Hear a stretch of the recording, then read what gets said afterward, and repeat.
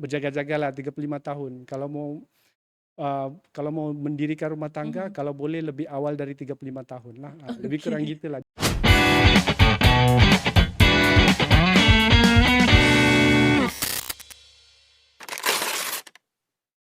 Assalamualaikum dan hai. Welcome to our Sembang Santai KMI Tawau, Kesihatan Memenuhi Impian. Di episod sulung kita pada kali ini, mungkin terlebih dahulu saya mau perkenalkanlah apa sebenarnya KMI itu.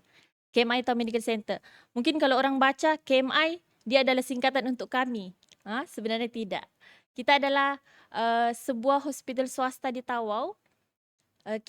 Lokasi kita berada di bersebelahan dengan Mahkamah Syariah dan berdepan dengan Dewan Masyarakat. Di KMI ini kita ada banyak kepakaran, terutama sekali kita ada ONG, pakar sakit puan dan perbidanan. Kemudian kita ada pakar tulang dan banyak lagi lah di KMI. So hari ini kita punya episod sulung kita pada kali ini, kita akan kupas berkenaan satu topik yang bagi saya sangat banyak orang tertanya-tanya lah, terutama yang sudah kahwin. Okay? Sudah kahwin, iaitu topik kenapa sukar untuk hamil. Ataupun orang tahu kata kenapa sukar untuk bunting. Orang tahu kata lah. Okay, so hari ini bersama dengan saya Dr. Azhari Syam bin Ahmad, pakar sakit puan dan perbidanan KMI Tau Medical Center. So, apa kabar doktor? Assalamualaikum, kabar baik. Okey doktor. Mungkin doktor boleh kenalkanlah serba sedikit latar belakang doktor. Okey, nama saya Dr. Azhari Syam bin Ahmad. Saya dilahirkan di Keningau, dan tapi dibesarkan daripada kecil dibesarkan di Lahadatu lah. Sebelum tu saya sudah berkhidmat di Hospital Lahadatu di di Hospital Kerajaan selama 3 tahun.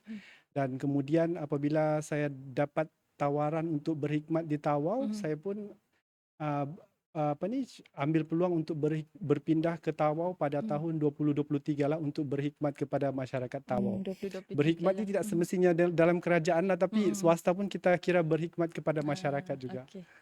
Okay, and then kebetulan isteri saya pun memang orang Tawau, jadi saya pun ambil keputusan untuk pindah ke Tawau dan terus berkhidmat di sinilah. Oh, isteri orang Tawau lah doktor. Ya, Okey. so di Tawau, KMI Tawau lebih kurang dalam 2 tahun begitulah. Di KMI Tawau sekarang baru 2 tahun lah kan doktor? Ya, 2 tahun, mau masuk ke 3 tahun lah. Okey. 2 tahun lebih. Okey baik doktor, topik kita hari ini kenapa sukar untuk hamil. Okey, sebenarnya doktor saya mau tahulah. Okey, soalan pertama lah doktor. Sebenarnya indikator untuk kita cakap orang tu sukar hamil macam mana doktor? Dia ada mengambil ada masa yang tertentu, setahun, 2 tahun, baru kita boleh cakap dia sukar untuk hamil sebenarnya. Okey, secara umumnya kita cakap seorang itu tidak subur atau sukar hamil jika dia tidak boleh mengandung. Satu, dia tidak boleh mengandung tanpa perhubungan dengan perhubungan intim yang tidak menggunakan protection ataupun ini. Dan dia punya tempoh dalam masa setahun lah.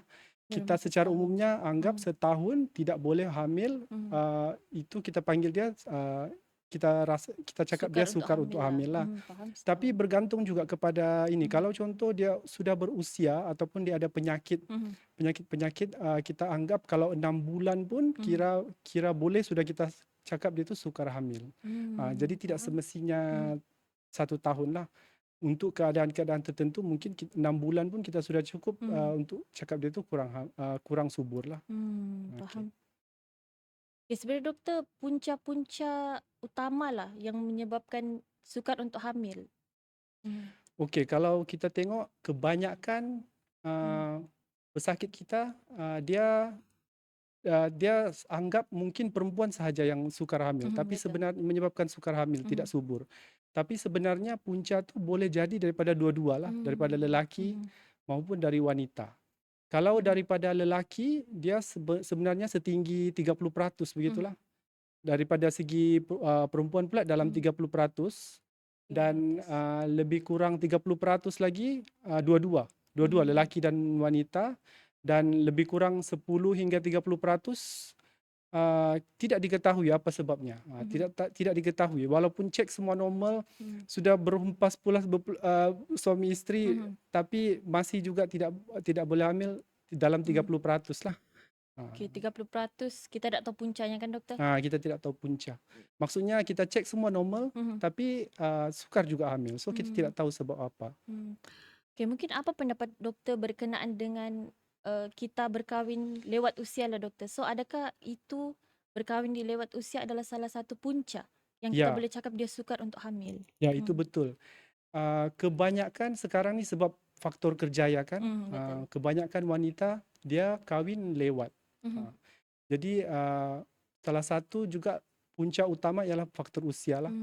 Dari segi kalau kita cek dari segi perubatan, selepas usia 35 tahun itu kira 35 tahun. memang usia yang kita nampak melalui kajian memang kadar kesuburan seorang pesakit wanita tu dia semakin berkurangan 35 tahun lah. 35 tahun. Jadi itu kira macam berjaga-jagalah 35 tahun. Kalau mau mendirikan rumah tangga, kalau boleh lebih awal dari 35 tahun lah. Lebih kurang gitulah. Jangan tunggu lewat sangat lah. Tapi itulah kebanyakan sekarang disebabkan oleh faktor kerja ya, kebanyakan memilih untuk berkahwin lewat. Jadi sebab itu kalau pesakit yang kahwin lewat begini, jangan tunggu lama. 6 bulan sahaja begitu sudah rasa macam susah mau mengandung, terus dapatkan rawatan. Jangan tunggu sampai bertahun-tahun lah. Faham. 6 bulan rasa belum Ah, ada rezeki, kita kena jumpa doktor lah kan? terus jumpa dengan dokter. Itu saranan Faham. dokter lah. Baik guys, 30 tahun ya, 35 tahun ke 35 atas. tahun ke Saya atas. sekarang 25, mungkin boleh isi orang. Ya, cepat-cepat lah. Cepat-cepat. Jangan tunggu lambat-lambat lah.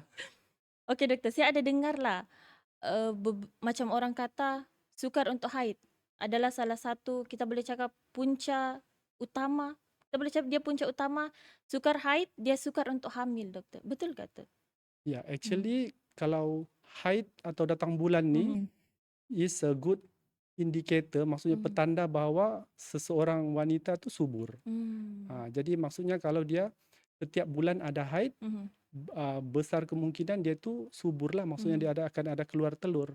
Kalau contohnya dia tidak haid, mungkin haid dalam 3 bulan sekali, 6 bulan sekali. Ini kebanyakan berlaku pesakit yang PCOS lah. So dia tidak PCOS. dapat keluar telur, jadi dia punya haid pun tidak keluar. Maksudnya memang betul lah kalau dicakap tidak ada haid tu mungkin tidak subur. Itu mungkin salah satu punca utama jugalah. Kenapa Tidak sukar haid, untuk tidak subur mengandung. lah. Ya, Sukar tidak haid, sukar subur ya, lah sukar doktor subur kita. telur tidak keluar, jadi dia sukar untuk mengandung lah. Okey, baiklah doktor. Berkenaan dengan topik sukar untuk hamil kan doktor. Okay, kita masuk kepada mitos-mitos lah yang kita selalu dengar. Terutama kita ni sekarang, terutama di Sabah lah kan doktor, kita hidup berbilang bangsa. Jadi mungkin banyak mitos-mitos yang kita boleh bincangkan hari ini doktor.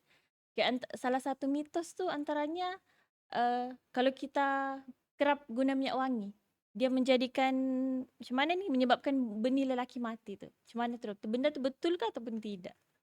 Sebenarnya penggunaan minyak wangi menyebabkan benih mati itu adalah mitos lah. Tapi kalau dari ini macam contohnya semasa proses IVF kan, memang pasangan tu memang sebelum proses IVF sedut telur dengan persenyawaan tu, memang pasangan tu memang tidak dibenarkan langsung menggunakan minyak wangi atau pakai sabun ataupun pakai deodoran, sebab jika directly kita expose sperma tu ataupun Sperma tu. embrio tu boleh mati. Jadi kalau direct exposure memang ya boleh, tapi kalau kita pakai dari segi luaran tu itu kira sebenarnya tidak boleh menyebabkan. Tapi kita kena berjaga-jaga juga. Sekarang ni kan kita tidak tahu konten minyak wangi entah apa-apa dibuat yang made in dari mana-mana Betul, sejak kita tidak tahu asal usulnya. Jadi kalau pakai minyak wangi itu berpada-pada lah, bukan jangan yang berlebihan. Mungkin juga boleh juga lah, kita tidak tahu lah kan. Kiranya secara direct lah kan doktor, tak boleh. Kalau direct dia expose semasa proses IVF tu, itu tak boleh. Itu memang boleh menyebabkan benih tu boleh mati lah. Okey, fakta mitos lah, bukan fakta. Mitos yang kedua doktor. Air sejuk lepas bersama suami isteri lah, dia boleh ganggu untuk peluang untuk hamil tu. Itu betul ke macam mana tu doktor? Tapi kenapa diorang kata air sejuk tu boleh mati? Macam ada sebab Ada sebabkah? Tapi kalau dari segi pandangan perubatan sebenarnya tidak ada lah. Tidak ada. Dari segi kalau selalu minum air sejuk tu boleh menyebabkan mandul tidak subur, itu sebenarnya tidak betul lah. Tidak ada Tidak kaitan. betul lah. Sebab orang yang tinggal di kawasan kutub di tempat yang sejuk-sejuk bersalji pun dia masih boleh juga subur. Kalau ini setakat minum air sejuk saja memang tiada efek lah sebenarnya. Kalau mandi air sejuk tu macam mana doktor? Sama jugalah. Sama je Memang lah. tiada lah. Tiada lah. Tiada Okey. juga.